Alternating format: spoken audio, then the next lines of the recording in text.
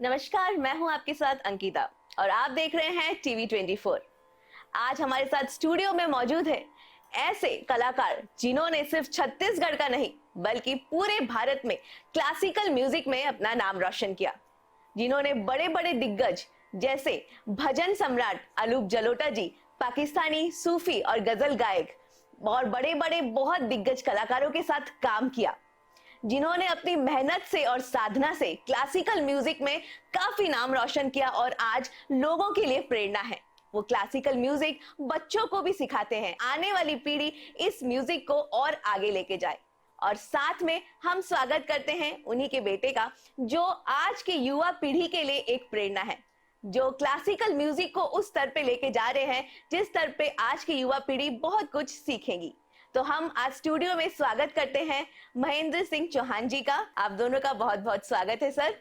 तो जैसे कि आपको मतलब इतना नाम मिला क्लासिकल म्यूजिक में, आप इतना आगे बढ़े हैं, आप क्लासिकल म्यूजिक की तरफ आगे कैसे बढ़े? फैमिली, जैसे कि ये भी कहा जाता है कि इनके जो दादाजी हैं वो पद्म भूषण हैं, तो आपको पद्मश्री है, तो उनको आप फैमिली जो म्यूजिक की माहौल मिल रहा है इसी वजह से आप आगे बढ़े या आपको इसमें बहुत इंटरेस्ट था? कैसे आप इस चीज में आगे आए? ये तबला क्या है कि एक्चुअली गुरुजी, मेरे गुरुजी पद्मश्री मदन चौहान जी, वो सिखाते थे लोगों को, जो भी और भी बच्चे आते थे, बड़े मेरे से बहुत बड़े थे उन लोग। तो उस समय क्या होता था, जब उन लोग प्रैक्टिस करते थे, उसके बाद जरा सा चाय पीने या कहीं टॉयलेट के लिए कहीं निकले उन लोग, तो हम वहाँ पर जा करके चुपचाप से अपना तबला उठा करके जैसे उनको बताते थे वैसे ही हम अपना चालू कर देते थे, यानी उनको क्या बताया गया तो उसको हम चुपचाप वैसे जैसे जमा है तबला वैसे ही बैठ गए और बजाना चालू कर दिए। तो ऐसा धीरे धीरे वो हमने चालू किए। उनको मालूम नहीं था कि हम लोग देखते थे कि आप चाय लेके वापस आ रहे हैं, अच्छा तो कैसे करें, उठो आप, तो उठ जाते थे हम। फिर वो लोग अपने आगे बढ़ते थे, कौन बजा रहा था, नहीं मैं ऐसे ही देख रहा था, बस इतनी ही बात चलती थी।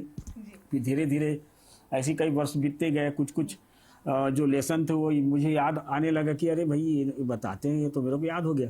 तो एक रात वो जब वो लेकर मुझे बैठे, क्योंकि बचपने में मैं स्कूल में ऐसी टेबल वबल बजाता था स्कूल में, जब क्लास के बच्चों के साथ, मतलब म्यूजिक का शौक आपको तब से था? 11th क्लास में था मैं उस समय। टेबल वबल बजाए तो फिर सर आकर बोले कि भाई कैसे, क्या कौन बजा रहा था, तो बताया कि अरे वो महेंद्र भाई बजा रहे हैं सर के। तो लोग बोलते थे चलो। फिर एनुअल फंक्शन में हमको यूज़ किया गया कि मतलब चलो ग्रुप सॉन्ग हो रहा है या समूह नृत्य हो रहा है, उसमें आपको तबला बजाना है, ढोलक बजाना। तो उस समय ढोलक वोलक बजाते बजाते हमने चालू किया। और उसके बाद धीरे धीरे जब एक दिन गुरुजी बोले यार सब कुछ सीख सीख के जा रहे हैं, तुम भी कुछ करो, तो फिर हमने चालू किया तबला। उस दिन हमने जो कुछ कुछ बताया तो हमने कुछ बताकर बताया, बोले यार तुम इसकी परीक्षा दो, क्योंकि इसका पेपर दोगे तभी, क्योंकि सर्टिफिकेट का आजकल समय है, सर्टिफिकेट नहीं होगा तो फिर कुछ नहीं होगा। तो बोले प्रैक्टिकल के साथ थ्योरिकल नॉलेज भी जरूरी। तो फिर हमने उस परीक्षा चालू किया। तो फिर मैंने बी म्यूज और एमए किया तबले में। फिर उसके बाद से क्लासिकल करने के बाद फिर मैंने सुना देखा कि यार मैं सुगम संगीत में आऊँ। तब फिर मैंने सुगम संगीत में गीत गजल भजन इसमें बजाना चालू किया। अच्छा, तो मतलब बचपन से ही आपको प्रेरणा आपके परिवार से मिली, उससे आप में ऐसा लगा कि मैं भी इसी लाइन में जाऊं। अच्छा, तो आपको कैसे मिली प्रेरणा? आपके पिताजी से? क्या आप क्या सोचा कि मुझे भी इसी लाइन में जाना चाहिए, कि कैसे आपको आए? अब शुरू से ही संगीतिक माहौल रहा घर में, तो पापा दादा से ही चलते आ रहे हैं, तो करते गए। क्लास 4th से चालू हो गया था मेरा म्यूजिक का सफर। छोटे से आपने म्यूजिक चालू कर लिया था जी। तो आगे आप क्या सोचे इसी मतलब लाइन में आप आगे, कि आपका क्या फ्यूचर प्लान्स कैसे हैं? बस अभी एमए करूँगा, अभी ग्रेजुएशन हुआ है म्यूजिक में, अब एमए करूँगा, फिर करेंगे एग्जाम देके कुछ म्यूजिक में ही करेंगे। जैसे कि आपको 2019 में सेकंड पोजीशन मिला था नेशनल लेवल पे, आप तबला में आपको, तो उस समय आपकी क्या फीलिंग थी? मतलब इतना अच्छा आपको, मतलब छत्तीसगढ़ का नाम रोशन किया है आपने, कैसा लग रहा था आपको? बहुत अच्छा लग रहा था। मैं जैन पांडे से गया था वहाँ बजाने, तो सब सर लोग भी बहुत। कैसा माहौल था वहाँ पे? किस तरह आप पहुंचे वहाँ? यहाँ पर पहले हुआ राज्य स्तरीय, उसके बाद फिर नेशनल में तबले में मेरा नाम आया। तो मेरे को बहुत अच्छा लगा कि पूरे छत्तीसगढ़ से मैं ही सेलेक्ट हुआ। जी जी जी जी, बहुत अच्छी बात है कि और आप भी आने वाली पीढ़ी के लिए आप एक प्रेरणा हो कि आजकल आप जैसे देख रहे हो बच्चे जो हैं, आप भी देखते हो कि सोशल मीडिया और जिस तरह से आजकल म्यूजिक चल रहे हैं, तो आप क्या कहना चाहेंगे कि आज की पीढ़ी को कि क्लासिकल म्यूजिक कितना इंपॉर्टेंट है, क्यों सीखना चाहिए, क्या मतलब क्या करें ऐसा कि बच्चों को इसमें रुझान हो? क्लासिकल बेस बनाना बहुत जरूरी है, जी क्योंकि हमको मालूम नहीं होगा कि धा कहाँ बज रहा है, धीम कहाँ बज रहा है। गांव के बच्चे बजाते हैं तबला, जी अभी सीखना चालू किया, अभी बहुत जागरूक हो गए लोग, यूट्यूब चैनल से निकाल निकाल के सीखते हैं। लेकिन एक गुरु के सामने जब बैठ के सीखेगा तो उसकी बात अलग होती, क्योंकि जो भी बोल निकलता है इसमें, तो उसमें जो निकालने का जो उनको हम बोलेंगे जैसे कहरवा बजाना है, तो उसको कहरवा ताल नहीं मालूम, लेकिन बजाता कहरवा है वो, तो हम उसको बताएंगे कि इसके बोल ये हैं, जो तुम बजा रहे हो उसका बोल बताते हैं हम, तो उनको लगता है यार ये कहरवा ताल है। तो अब धीरे धीरे गांव में भी बहुत सारे लोग बजा रहे हैं, अब सीखना भी चालू कर रहे हैं। तो हमारी कोशिश ये रहती है कि उनको सिखाया जाए। अगर हम तो ऐसा है कि फीस गांव में जाकर सिखाते हैं, बच्चों को सीखते हैं 15-20 लोग, हमको सिखाते हैं, पैसे की कोई बात ही नहीं है। तो मतलब आप बच्चों को जो सिखाते हैं आप तबला, वो आप बिना पैसे के फ्री में हाँ, जितने भी गरीब बच्चे गांव के बच्चे आते हैं तो हमने वो उनको हम ऐसे ही सिखाते हैं, बहुत अच्छी और परीक्षा भी दिलवाते हैं। ऐसा मतलब अपना जो है आपका तबला जो है आप लोगों के साथ में भी वो करते हैं, सबको सिखाते हैं बिना पैसे के, ये बहुत बड़ी बात है। तो आपको क्या लगता है कि आप मतलब आज की जो पीढ़ी है वो मतलब तबला की तरफ आपको क्या लगता है कि क्लासिकल म्यूजिक की तरफ ज्यादा जा रही है कि, या आजकल की म्यूजिक आप देख रहे हो कि किस तरह की चल रही है? एक्चुअली क्या हो रहा है, फोक की तरफ ज्यादा जा रहे हैं लोग। जी क्लासिकल अगर मान लो 15 कलाकारों में से 5 क्लासिकल सीखे हुए होंगे, उसके बाद सुगम में जा रहे हैं। हमारे जैसा व्यक्ति जैसे क्लासिकल से सुगम में आया, वैसे ही गांव के बच्चे भी कुछ कुछ क्लासिकल सीख के आ रहे हैं। लेकिन कई लोग क्या होता है कि वो कॉपी करते हैं छत्तीसगढ़ी गानों में, जैसे उड़ीसा का कुछ बीट बजा उसको फॉलो कर लिए, उसको बजा लिए, कुछ छत्तीसगढ़ के बीट हुए उसको फॉलो कर लिए, उसको बजा लिए। कुछ बहुत सारे बच्चे ऐसे करते हैं, और बहुत से लोग विधि पूर्वक सीख करके भी जाते हैं। तो प्रेरणा तो अभी यहाँ से संगीत महाविद्यालय और उसके थ्रू मिल भी रहे, लोग जाते भी सीखने, कुछ लोग प्राइवेट भी सीखते हैं। जैसे कि आप भी क्लासिकल म्यूजिक की तरफ, आजकल मतलब युवाओं में बहुत कम ऐसे दिखता है जो क्लासिकल म्यूजिक की तरफ जाए, तो आप मतलब क्या कहना चाहोगे कि आपको जैसे कि इतना प्रेरणा मिली फैमिली से, आज की जो पीढ़ी है, युवा पीढ़ी, आप उनको क्या कहना चाहते हैं कि इस म्यूजिक का कितना इंपॉर्टेंस है, क्लासिकल म्यूजिक कितना जरूरी है और शुरुआत कैसे करे जाए इसकी? मैं तो बोलता हूँ कि क्लासिकली म्यूजिक का सबसे बड़ा बेस है। अगर वहीं से शुरुआत होगी तो आगे बहुत ऊपर जाएंगे।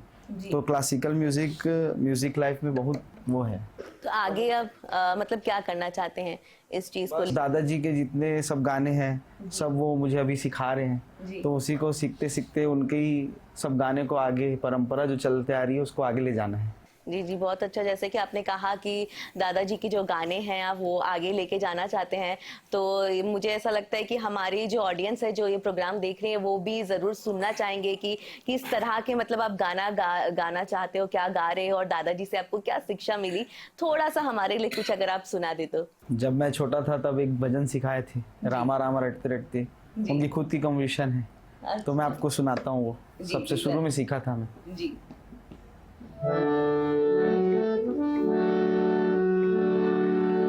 सबरी प्रसंग का है भजन।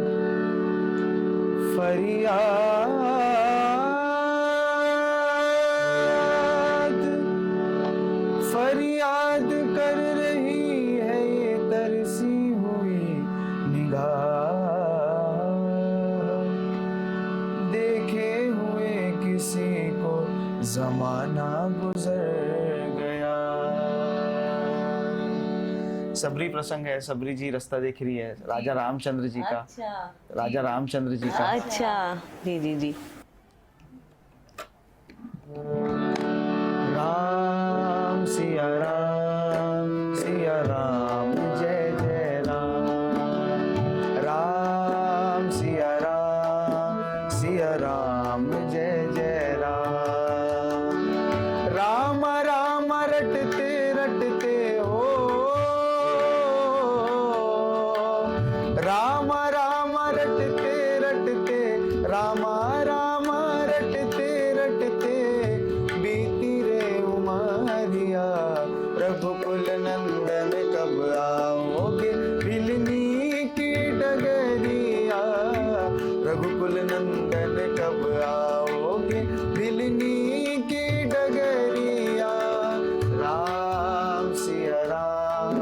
सिया राम जय जय राम, राम सिया राम जय जय राम।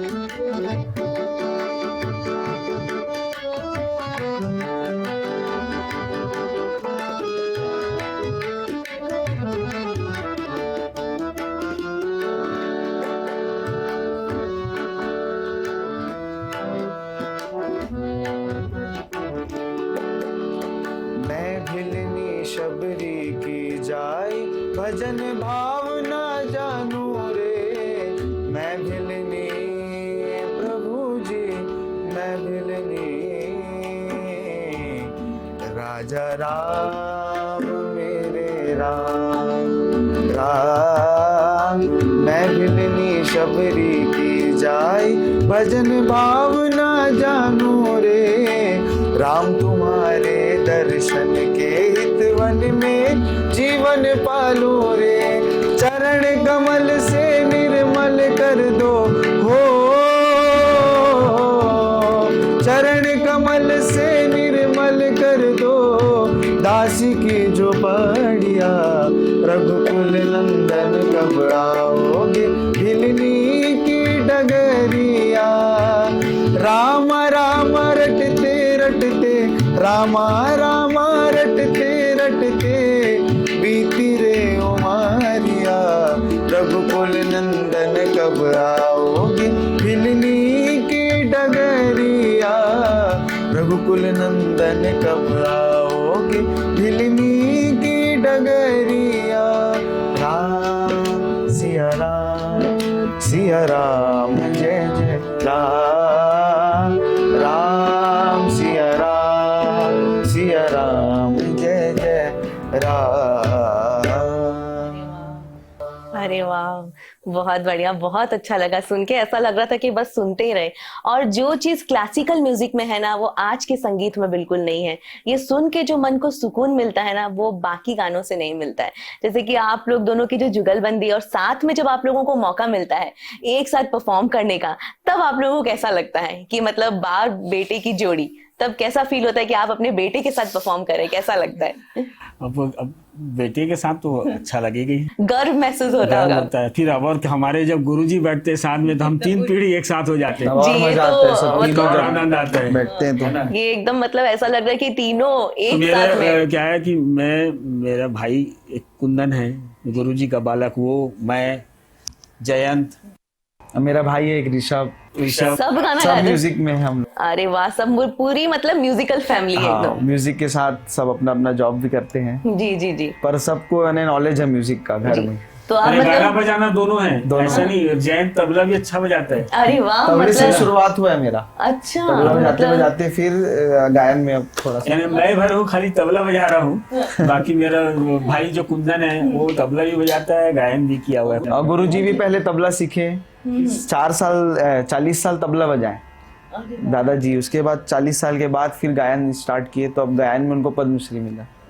और पूरा ऑन कॉम्पोजिशन, अपने खुद के कंपोजिशन बना के वो गाते हैं, गीत, गजल, भजन, सूफी, कव्वाली सब गाते हैं वो।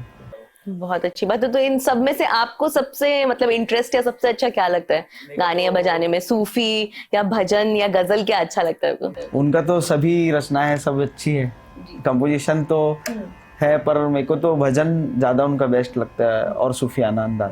आपको क्या लगता है सबसे अच्छा, मतलब सुनने में भी, और आपको अच्छा लगता है तबला बजाने, सूफी या भजन में? सब में सब में सब में अच्छा लगता है। नहीं, एक्चुअली क्या हुआ, हम क्लासिकल से चालू किए। क्लासिकल तो बेस रहा, तो अभी पुराने जो फिल्मी गाने बनते थे वो तो रागों पर आधारित रहते थे, फिर जाकर फिर वो चेंज हो जाते। इसमें भी है सुगम, लोग बोलते सुगम, लेकिन है कठिन, चाहे वो वादन हो चाहे वो गायन हो।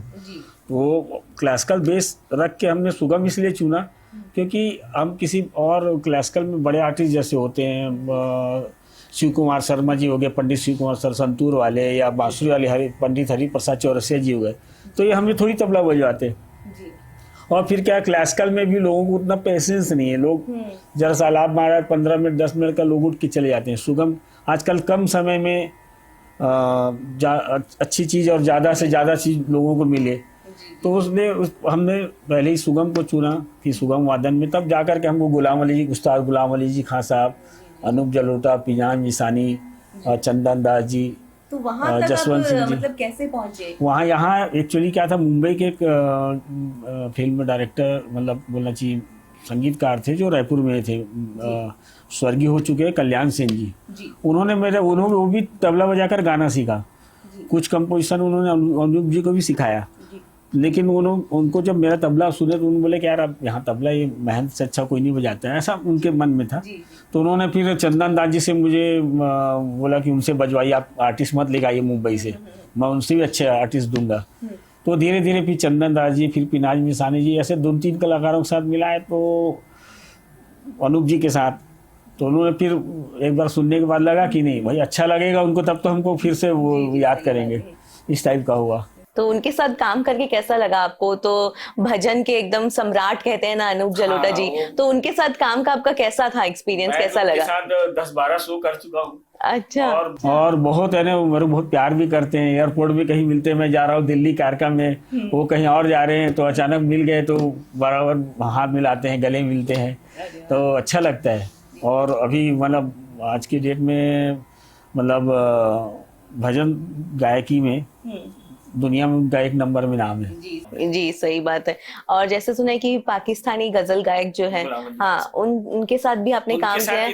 तो हाँ, गुलाम अली खान हाँ, साहब, उनके साथ भी आपने उनके काम साथ किया है? इत्तेफाक ऐसा हुआ कि छत्तीसगढ़ क्लब में वो उनको डिनर के लिए ऑनर किए थे वहाँ के। तो वो सुनने आए थे हम लोग को। हमारे यहाँ के गुरुजी के एक शिष्या गरिमा दिवाकर, उनके पापा और हम लोग उनको यानी मतलब डिनर में उनके पहले संगीत का एक कार्यक्रम होता है, तो हम लोग सुनाने गए थे। तो उस बीच उनको भी कुछ बोलने के लिए बुलाया गया, तो उन्होंने बोले कि यार मैं बोलूँगा नहीं, मैं गाऊँगा। तो उनके आर्टिस्ट आए हुए थे, तो हम उड़ गए भाई, उनके आर्टिस्ट बजाएंगे। तो उन्होंने बोला नहीं बेटा तबला आप ही बजाओगे मेरे साथ। अरे वाह, तो उससे अच्छी बात क्या होगी। सही बात है। तो हमारे साथ मैं तबले में था, एक आरिफ भाई थे वो गिटार में थे, और सिराज भाई करके कीबोर्ड में थे। हम लोग 3 जन उनके साथ बजाए, लेकिन उन्होंने कहा कि नहीं आप भी बजाओगे तबला। तो ये हमारे लिए तो बहुत बड़ी बात थी। तो फिर वहां से फिर शुरुआत हुई आगे? हाँ, आगे फिर मतलब पहले तो और भी अनूप जी लोगों के साथ बजा चुका था, लेकिन उनके साथ भी बजाने मतलब गज़ल के माने हुए उस्ताद हैं गुलाम अली जी, उस्ताद मेहदी हसन खान साहब, इनके साथ अगर मौका मिले तो उससे बड़ी बात क्या होगी। तो यहाँ के आप संगीत के लिए कुछ ऐसा कुछ करना चाहते हैं कि यहाँ के संगीत में कि क्लासिकल जो है, यहाँ के छत्तीसगढ़ी जो भी है, उनके साथ जुड़ के आप ऐसा कुछ करना चाहते हैं आगे? हाँ, मैं भी अभी कुछ प्रोजेक्ट कर रहा हूँ छत्तीसगढ़ के, छत्तीसगढ़ी गाने के दादा दिए हैं, तो बना रहे हैं अब नया, छत्तीसगढ़ी में भी प्रयोग चल रहा है, नया नया प्रोजेक्ट अभी कर रहे हैं। जैसे कि तबला बजाने के लिए आपको क्या लगता है कि सबसे मेन गुण क्या होना चाहिए उस व्यक्ति में, कैसे सीखे वो? सीखने के लिए क्या है, वो कुछ तो गॉड गिफ्टेड रहते ही हैं, हर कोई गॉड गिफ्टेड रहता है, बस उसको निकालना पड़ता है, निकालने के लिए बैठना पड़ेगा। तो बैठोगे, अगर इंटरेस्ट होगा तो कुछ बच्चे ऐसे हैं कि 15 दिन में हम ता बजाते उससे बोल नहीं निकलता है, तो बोलता अरे नहीं निकल रहा है, तो गिटार सीखूंगा, तो गिटार सीखने चले जाता है, कीबोर्ड सीखने चले जाता है। लेकिन जिनको पेशेंस रहता है वो निकाल लेते हैं, 1 दिन में निकाल लेते हैं, कई लोग 15 दिन में निकाल पाते हैं। लग जाता है मतलब ऐसे तबला सीखने में? वो अगर हम टेक्निक बता रहे हैं, अगर उसको ऊपर वाले ने कुछ दिया होगा तो हम बताएंगे तो बराबर निकाल सकता है, वो एक बोल निकाल सकता है। जी, सीखने का तो खैर है, तो हम तो अभी भी सीख रहे हैं, सीखने का तो कोई अंत नहीं है। जी सही बात है। क्योंकि हर दिन नया, ऐसा लगता है कि आज कुछ गड़बड़ हुआ है, कुछ कम हुआ है, आगे और कुछ अच्छा होगा, और वही उसी से ही लगता है कि हम पहले से तो अभी अच्छा बजा रहे हैं। अभी जब कुछ समय बाद ऐसा लगे यार पहले वहाँ पहले ठीक नहीं था, और ये होना चाहिए, और है जी। बड़े बड़े उस्ताद लोग बोलते हैं कि हम अभी तक सीख रहे हैं। जी हाँ हाँ। छत्तीसगढ़ी के बारे में जैसे आप बोल रहे थे, मैं बहुत सारे एल्बम में तबला बजाता हूँ यहाँ स्वप्निल स्टूडियो में, कठोरतला में ही है, जी मनोज वर्मा जी का। हम लोग वहाँ प्रोजेक्ट, बहुत सारे प्रोजेक्ट करते हैं, जयंत का भी किए हैं, हमारे गुरुजी का भी प्रोजेक्ट लगभग वहीं होता है। तो मनोज वर्मा जी गुरुजी के शिष्य भी हैं, वो भी बहुत अच्छे सिंगर हैं। मैंने देखा कि मैंने गुरुजी और उनसे हम तो चर्चा करते हैं संगीत का, तो मैंने कहता हूँ कि आप ना अगर छत्तीसगढ़ी गाना है, पहले आप जो गा चुके उसको रहने दो, क्योंकि अब संगीत जो है ना वो सुनने से ज़्यादा देखते हैं लोग। सही बात है ना? ये बात है। तो मैंने उनको कहा कि आप पारंपरिक चीज़ों को निकालो जी। नवरात्र में भजन निकाल दीजिए, शिवरात्रि में शंकर जी का निकाल दीजिए, राम जन्म में राम जी का निकाल दीजिए, ऐसा कुछ निकालिए। और छत्तीसगढ़ी अगर गाने गाएंगे आप तो उसमें क्या होता है कि वो पूरा बैकग्राउंड डांस वाला माहौल रहता है। जी तो जैसे कोई भी एक छत्तीसगढ़ी गाना है तो उसको पकड़ के जैसे गाना चालू किए जी तो वो गाने में जो से लड़की लड़के का जो भी कुछ बातचीत होता होगा जी या तो उसको दिखाना पड़ता है, तो उसके लिए फिर झांकी बोलते हैं जिसको। हाँ हाँ हाँ तो वहाँ 4 लड़कियां इधर 4 लड़के इधर उसमें डांस कर रहे हैं, तो वो फिर गाने में वो रिक्वायरमेंट रहती है लोगों की, सही बात। तब लोग उसको देखते हैं। तो हमने उसको जरा सा मैंने गुरुजी को कहा कि जरा से इसको अपन अवॉइड करते हैं, क्योंकि वो क्या है अपन जो परंपरा चालू किए हैं बैठ के तबला हारमोनियम गिटार और कीबोर्ड ये सब जो बैठकी के साथ कर रहे हैं वो ज़्यादा अच्छा है। उछल कूद वाला काम अपन नहीं करेंगे और ऐसे भी किए नहीं है, क्योंकि पहले भी जब छत्तीसगढ़ी गाना निकला मन के मन मोहनी चनाकेदार राजा ये सब गाने जो निकले वो पहले शेख हुसैन और मदन चौहान जी बैठकर गाते थे और हजारों की पब्लिक सुनती थी। जी सही बात। अब क्या है, पब्लिक सुनती नहीं है, देखती है। बदल गया है। हाँ बहुत बदला है। पर जो फिर भी जिस वापस तरह से हाँ। लगता है वो वैसे ही अच्छा हाँ लगता इसमें है। कोई तो मत इसमें जी, और जी। धीरे धीरे लोग इसकी तरफ और जागरूक हो रहे हैं। हाँ जी देखा जा रहा है कि आजकल क्लासिकल म्यूजिक भी पसंद किए जा रहे हैं धीरे धीरे। हाँ हाँ तो वही के मतलब आपको क्या लगता है कि इसकी प्रेरणा कहाँ है ना। परिवार से अभी आती भी है? हम लोग कल एक रॉके वाले उसमें जजमेंट में गए थे गुरुजी के साथ में, मुख्य अतिथि थी। वहाँ भी देखा कि बहुत अच्छे अच्छे सिंगर हैं, रॉके भी बहुत अच्छे अच्छे डॉक्टर्स लोग गा रहे हैं, कुछ इंजीनियर्स लोग गा रहे हैं, क्योंकि शांति जो है मन की शांति और जो इतना स्ट्रेस लेके जो घूम रहे हैं संगीत ही उसको स्ट्रेस को कम करेगा। जी संगीत ही एक चाहे ऐसा हाँ माध्यम जी है चाहे वो स्ट्रेस गाना को कम चाहे करता है। बजाना हो चाहे जैसे भी गा रहे हैं सब अच्छा मेहनत कर रहे हैं। जैसे कि हम यहाँ छत्तीसगढ़ की धरती पे हैं और छत्तीसगढ़ी हम लोग उनके बारे में बात कर रहे हैं, लोकगीत के बारे में बात कर रहे हैं, तो थोड़ा सा हमारे छत्तीसगढ़ी ऑडियंस है उनके लिए आप थोड़ा छत्तीसगढ़ी में कुछ सुना दे दो। दादा का ये एक गाना है तोर सुरता में सुरता, उसको सुनाता हूँ।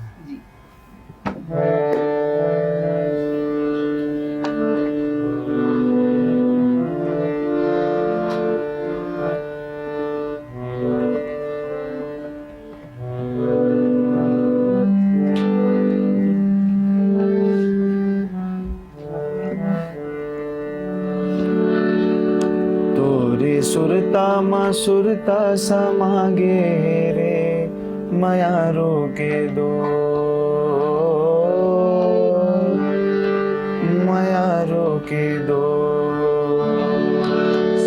तोरे सुरता मा सुरता समागे रे माया रोके दो, माया रोके दो। मंदिर घटौंदा भर लगगरी,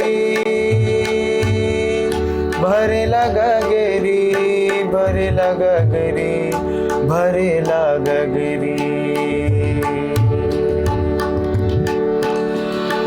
मंदिर घटौंदा भर लगगरी, तेहा पछरी माँ बैठे बजाए बसुरी माया रोगे दो, माया रोगे दो। तोरे सुरता मा सुरता समागे रे माया रोगे दो, माया रोगे दो। तोरे सुरता मा सुरता समागे रे माया रोगे दो, माया रोगे दो। कौन तोरे गाँव बेरी कौन तोरे देश, कौन तोरे गाँव बेरी कौन तोरे देश। भुलवार के भुलाए दिए सुर ना संदेश माया रोगे दो, माया रोगे दो। तोरे सुरता मा सुरता समागे रे माया रोगे दो, माया रोगे दो, माया रोगे दो। अरे वाह, बहुत अच्छा लगा सुन के, और ऑडियंस को भी बहुत अच्छा लगा होगा सुन के। तो जैसे कि आजकल आप देख रहे हैं कि मिल रहा होगा कि जितने भी गाने वगैरह हैं या हम कुछ भी करते हैं, सोशल मीडिया आजकल बहुत ज़्यादा मायने रखने लग गया है कि मतलब फेमस अगर होना है तो सोशल मीडिया पे वीडियो अपलोड कर दो। और आज के युवा पीढ़ी होने के नाते, जैसे कि जेन ज़ी होने के नाते, आप ये भी सोच सकते होंगे कि हर कुछ सोशल मीडिया पे अपलोड कर रहे हैं लोग। तो आपको क्या लगता है कि आपकी जो संगीत है उसको सोशल मीडिया से ज़्यादा वो मिलेगा, फेमस आप हो पाएंगे, कि आप मतलब नॉर्मल वे में भी कर सकते हैं लोग, या इतना इम्पोर्टेंट हो गया आजकल सोशल मीडिया? आज के समय में तो अब रील्स और पोस्ट, इंस्टाग्राम, फेसबुक, यूट्यूब, यही सब यानी कि आधार है। तो मैं तो जरूरी समझता हूँ ये सब में अपना प्रस्तुति डालना, तब उससे पूरे ऑल ओवर इंडिया, विश्व में सब जाने किसकी नजर किस में पड़ जाए और कौन हाईलाइट हो जाए। अच्छा पसंद आ जाए, गजल किसमें तो प्रोसेस चल रहा है, डालते रहते हैं। हमारा यूट्यूब चैनल भी है, चौहान घराना करके, उसमें डालते हैं हम लोग अपना यूट्यूब चैनल में। इंस्टाग्राम पेज है, दादाजी, मेरा, पापा, तीनों का हम लोग सब बना के डालते हैं। जैसे आप इतने सारे प्रोग्राम वगैरह किए और किए, आपका सबसे मतलब वैसा मोमेंट जो आपको आज तक भी याद हो, ऐसी कुछ यादगार आपके साथ में कुछ ऐसा हुआ हो प्रोग्राम के वक्त, कुछ ऐसे पल जो आपको अभी तक याद है कि वो बहुत अच्छा अनुभव था आपका, ऐसा कौन सा पल था? मेरा तो हर पल बहुत अच्छा है, क्योंकि जितने भी जगह हमने कार्यक्रम में गया, अभी जैसे मैं पूर्व जीएसटी कमिश्नर राजेश सिंह जी हैं, उनके साथ मैं संसद भवन के अंदर में कार्यक्रम था, उसमें मुझे कुछ जैसे इंट्रोडक्शन कराते हैं तो कुछ तबला बजाना पड़ा, तो उसमें वो लोगों ने बहुत अप्रिशिएट किया, तो मेरे को बहुत अच्छा लगा। फिर गुलाम अली जी के साथ बजाना, उन्होंने मुझे अप्रिशिएट करना, बोला कि बेटा बहुत बढ़िया है ना। उनको लगा कि मैं दिल्ली से क्यों तबले वाला लाया, यहीं से ले लेता, क्योंकि हमको सुने नहीं थे, इसलिए उनको मालूम नहीं था। अगर हमको सुने रहते तो पता चलता। तो उस सुनने के बाद उनको ऐसा लगा। ऐसा गुरुजी के साथ हमने कई भोपाल में कार्यक्रम किया, दिल्ली में कार्यक्रम किया, बेगम अख्तर नाइट में किया, तो बहुत अच्छे पल हैं। और आपका सबसे अच्छा पल क्या है? मेरा भी सभी पल अच्छा है। हर प्रोग्राम में दादाजी मुझसे गाना गवाते हैं और फिर सीख मिलता है, घर जाके क्या मिस्टेक हुआ, क्या गलत हुआ, सब बताते हैं। तो मेरे लिए भी सौभाग्य है कि उनके साथ बैठने मिलता है। जी जी जी जी, सही बात है। तो ऐसा ही कि मतलब जब भी संगीत में आपका जो भी प्रोग्राम रहता है वो ही यादगार बन जाता है, ऐसा कहने का है। तो आगे आप मतलब आप दोनों की जोड़ी और कहाँ कहाँ मतलब देखने को मिल सकती है हमें? क्या आगे कुछ प्रोजेक्ट ऐसा है कि आप लोग साथ में मिलके कुछ ऐसा कर रहे हैं? अब तो गाने में तो तबला मैं ही बजाता हूँ, और इसके गाने की धुन गुरुजी और इनका भाई। जैसे कि आप सिखाते भी हैं, तो उसके बारे में आप कुछ बताइए, किस तरह का आपका क्या स्कूल है, कितना मतलब कैसे सिखाते हैं, क्या है, मतलब आपको ये प्रेरणा कहाँ से मिली कि आप बच्चों को आपकी जो शिक्षा है वो आप बांटें, कैसे? क्या हुआ, मैंने देखा कि तबला बहुत लोगों के पास, बेचारे बच्चे जो हैं वो फीस दे नहीं पाते, तो मैंने चाहा कि उनको कुछ सिखाया जाए। तो कुछ गांव के बच्चे आने लगे, फिर संबंध ऐसे बन गए कि फिर वहाँ पर जैसे हमने अगर फीस बता भी दिया कि हम लेंगे, तो दूसरे बार ऐसा लगता था कि नहीं यार, इससे फीस नहीं लेना चाहिए, बेचारा अब कहाँ से करेगा, गांव 50 किलोमीटर 40 किलोमीटर दूर से हमारे पास सीखने आ रहा है, अब हमको सिखाएंगे। उसको हम लोग सिखाते भी थे, बढ़िया खाना वाना खिला के। गुरुजी तो ऐसा कि हाँ कुछ खा के आया बेटा, तो नहीं खाया है, तो चलो हम लोग साथ में फिर खाना भी खिलवाते थे। फिर वो सुबह का जाने आया, व्यक्ति शाम के घर जाता था।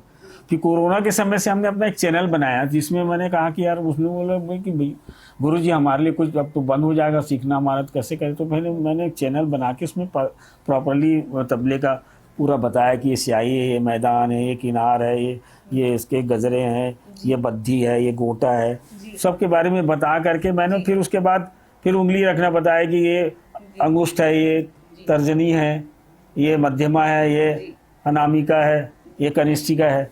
तो अब अनामिका को आप स्याही में रखोगे, नीचे कनिष्ठिका रखोगे, मध्यमा उंगली ऊपर रहेगी, तर्जनी से किनारे मारोगे तो ता बोल निकलेगा। तो अब ऐसा पूरा हमने सिस्टम से उसको बताया। नहीं तो क्या होता था कि पहले हाँ चलो ये उंगली ऐसा रखो, ऐसा बजाओ, तो बेचारा बच्चा समझ, हम तो सीधा सीधा कहा कि ऐसा अनामिका और तर्जनी, अनामिका और कनिष्ठिका को नीचे रखिए, मध्यमा को उठाइए और तर्जनी से किनारे मांगिए तो ता बोल निकलेगा, ऐसे बीच वाले से बजाओगे तो घा बोल निकलेगा। तो ऐसा हमने धीरे धीरे वो चैनल में डालना चालू किया, वीडियो अपलोड किया। ताकि वो बच्चा मैंने उस दिन भाटापारा वाले प्रोग्राम में भी बताया था, तो कि आप सामने मोबाइल रख लीजिए, हमारा चैनल खोल करके और पहला लेसन को देखिए और तबला रख लीजिए कैसा रखना है, क्योंकि हम दोनों जन पहले लेसन में मैंने इससे भी तबला बजवाया, क्योंकि मैं बायां से दायां बजाता हूँ, यानी ये जबकि ये बायां होता है, लोग ऐसा तबला रखते हैं ना, ऐसा है ना। तो मेरे गुरुजी वही बचपने में, अब गुरुजी जैसे मेरे जैसे बाज हैं, वो दायां से बायां बजाते हैं, तो जैसे गुरुजी कहीं बाहर निकले चाय पीने तो मैं उठ के वैसे आके बैठ गया, हमको ये नहीं मालूम था कि बायां से बायां बजता है। अधिकांश गांव वाले भी देखना कि वो लोग बजाते तो दायां से बायां बजाते हैं बहुत सारे, तो हम ऐसे आके बैठ गए, तो हम बोले यार बायां से बायां बजाते तुम, बायां मतलब वो तो गुरुजी जैसा उठ के जाते थे, इस हाथ से ऐसा बजाते थे, हाथ से हमको बजाना, वैसे ही चालू कर दिए। तो ऐसे ऐसे वो तबला हमने चालू किया। लेकिन अभी जैसे बायां से बायां बजाता है, तो मैंने पहला लेसन डाला कि बहुत सारे बच्चे ऐसे जो बायां से बायां बजाएंगे, दायां से दायां बजाएंगे, और मैं उल्टा हूँ कि मैं बायां से दायां बजा रहा हूँ और बायां में मैं दायां रखा हूँ। तो मैं इसको बोला कि चल पहला लेसन अपन तैयार करते हैं, फिर उनको बताया कि ये मैं बायां बजा रहा है, मैं बायां में दायां बजा रहा हूँ। उसके बाद फिर उसका एक एक बोल को विस्तार से बताते गए, उससे बजवाते गए, मैं भी बजाते गए। आप देखेंगे चैनल में, बहुत अच्छा लगेगा आपको। जी। तो मतलब समय तो हमारा होता जा रहा है, फिर भी ऐसा लग रहा है कि ये कार्यक्रम समाप्त ना करें, आपसे और सुनते जाएं। पर आपसे लास्ट एक क्वेश्चन ये पूछा जाएगा, आपको एक दूसरे से क्या सीख मिलती है? ऐसे कहते हैं ना कि कोई उम्र नहीं होती, हमें छोटे से भी बहुत कुछ सीख मिल जाते हैं और छोटों को बड़ों से भी मिल जाता है। तो आप दोनों को एक दूसरे कुछ सीख मिलती है कि मैं इससे ये सीखने को मिल रहा है, या आपको पापा से ये बहुत सीखने को मिल रहा है, ऐसा कुछ? सभी चीज़ सीखने मिलती है, बैठते हैं तो जी। पुरानी चीज़ें वो बताते हैं और कुछ नए नए चीज़ मैं बताता हूँ, तो दोनों मिला के एक नया एक कंपोजिशन या कुछ नया तैयार हो जाता है। अच्छा कंपोजिशन आ जाता है। तो समय भी हो चला है, लास्ट अगर आप कुछ भी दर्शकों के लिए कुछ कहना चाहें, 2-3 लाइन क्लासिकल म्यूजिक को लेके, या जो भी देख रहे हैं उनको कि इसके प्रति आप और भी ज़्यादा मतलब आगे देखिए, कुछ 2 शब्द। मैं क्लासिकल के लिए कहूँगा कि बेस बनाना बहुत ज़रूरी है। क्लासिकल में हमने तो सोचा नहीं था कि हमने क्लासिकल सीखा, उसके बाद कोर्स करने के बाद फिर हमने तबला में सुगम की ओर आया, क्योंकि सुगम से हमारा क्योंकि अपनी उसको हम अपना पेशा बनाया, तो इसी में हमारी रोजी रोटी चलती है। हम प्रोग्राम में जाते हैं, किसी के साथ जाते हैं, तो उसके साथ हमको याद करता है, हमको बजाते हैं। तो हम साफ ये है कि तबला सीखने के लिए क्लासिकल बेस बहुत ज़रूरी है। क्लासिकल बेस से ही आप तबला आगे कर सकते हो, उसके बाद फिर आप उसका क्रिएशन करते जाओ, अपना बनाते जाओ। और तबला ऐसा है कि तो बजाते रहो, नया नया निकलते जाता है ना। गाने का भी वैसे ही है। तो हम तो यही चाहते हैं कि बच्चा अगर सीख रहा है तो कम से कम अपने वाद्य के बारे में जानकारी रखे कि ये वाद्य क्या है। ये पहले पखावज था, पखावज से कट कर तबला बना, तबला बनने के बाद उसका साइज पहले बड़े बड़े थे, फिर धीरे उसको लेवल मिलाया गया, फिर उसको छोटा किया गया। तो वो सब चीज़ जब तक वो जानेगा नहीं अपने वाद्य के बारे में, तो वो कैसे आगे किसी को बताएगा। तो ये ज़रूरी है कि कम से कम अपने वाद्य के बारे में जानकारी। जैसे मैं कई लोगों को बोलता हूँ कि तबला मतलब ये आँख है ना, आप देखिए इसमें पूरा आँख दिखेगा आपको, ये पूरी स्याही उसकी आँख का जो काला वाला जो है, हमने ये महसूस किया है ना। कई लोग को मालूम नहीं तबला है, बस बजाते ये स्याही है, ये कि मैदान है, ये किरार है। लेकिन हमने बाद में देखा कि नहीं, ये आँख है, कि ये स्याही जो है, देखो आपका ये इसको हटा दो ना, आप आँख से अंधे हो जाओगे। वैसे ही इसका बोल नहीं निकलेगा। ढोलक जैसे ढोलक में देखना एक तरफ में वो नहीं रहता, ये स्याही उसकी आँख का जो काला वाला जो है ना वो है।